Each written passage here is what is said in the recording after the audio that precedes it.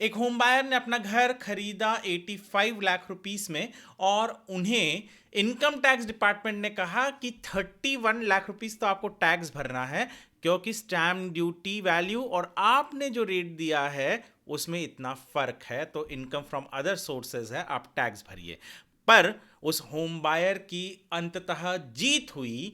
कैसे जीत हुई और क्यों उसे टैक्स नहीं भरना पड़ा, ये हर होम बायर, होम सेलर और हर उस व्यक्ति को जानना जरूरी है जो भविष्य में भी घर खरीद सकता है या बेच सकता है। तो जानने के लिए बने रहिए हमारे साथ वीडियो के अंत तक। नमस्कार, मैं हूं वरुण सिंह और आप देख रहे हैं स्क्वायर फीट इंडिया।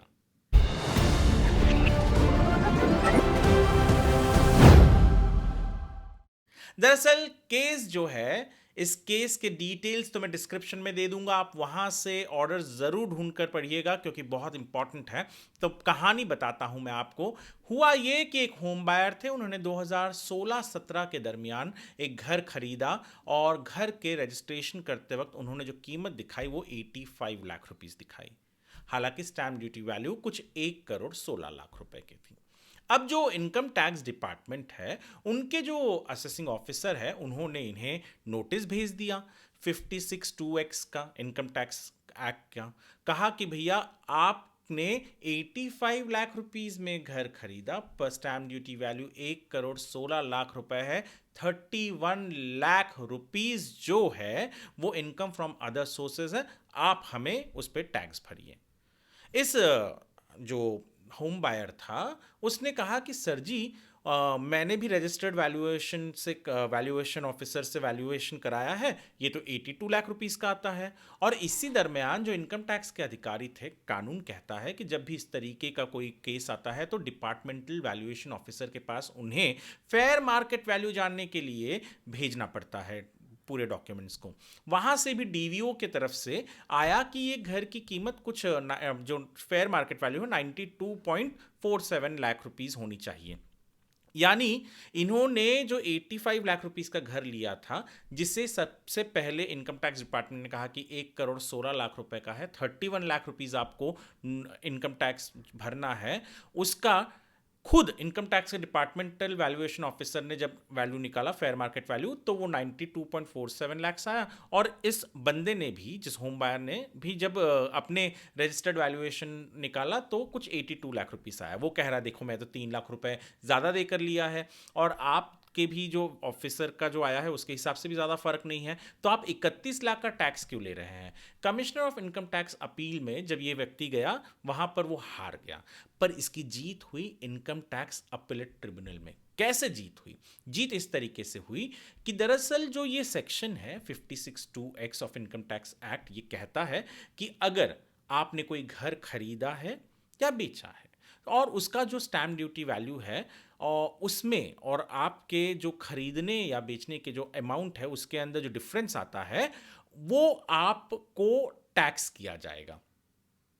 पर अगर यही सेक्शन में एक प्रावधान है कि डिफरेंस अगर 10% तक है तो आपको कोई टैक्स नहीं देना पड़ेगा।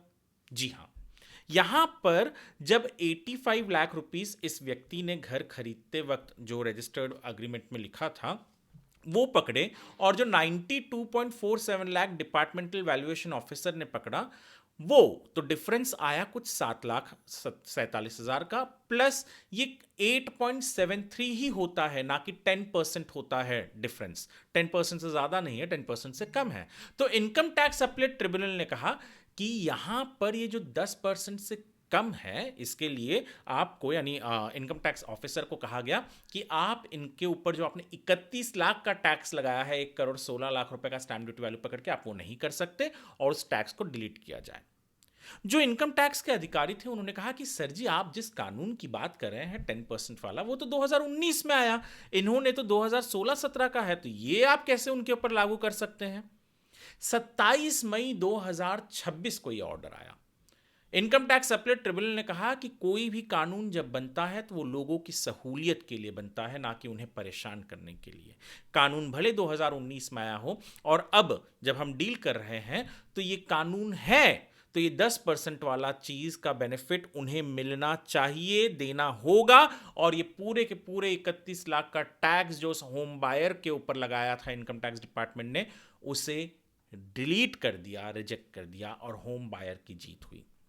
दरअसल आप भी सोच रहे होंगे ये बहुत टेक्निकल लग रहा होगा, पर बहुत से लोग डर जाते हैं क्योंकि जो रेडी रेकनर रेट होता है या स्टैम्प ड्यूटी वैल्यू जो होता है, कई बार ज़्यादा होता है या कम भी होता है। तो डिफरेंस जो हो जाता है उसको लेकर लोग चिंतित हो जाते हैं कि हमें भी इनकम टैक्स की नोटिस कहीं आ गई तो क्या करेंगे।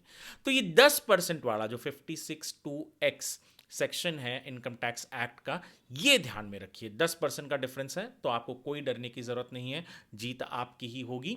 और ये बहुत मायने रखता है, इसलिए हमने इस ऑर्डर के ऊपर एक आर्टिकल भी बनाया हुआ है, squarefeetindia.com पर अपलोड किया हुआ है, ताकि आप उसे पढ़े समझे कि एक होम बायर, एक होम सेलर, भविष्य में भी आप अगर घर बेच रहे हैं या ले रहे हैं और आपको लगता है कि इस तरीके का कुछ हो सकता है, तो ये ऑर्डर आपके काम आएगा।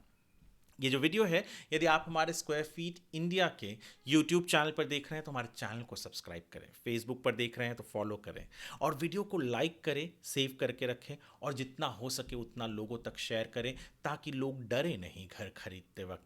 अगर जो कीमत है उस कीमत में घर खरीदें, केवल इनकम टैक्स डिपार्टमेंट से डर के ज़्यादा पैसे या कम पैसे ना दें। जो वैल्यू है, जो मार्केट वैल्यू है, उसके हिसाब से काम करें। अगर आप सही हैं तो कानून भी आपका साथ देगा। वीडियो देखने के लिए आपका धन्यवाद।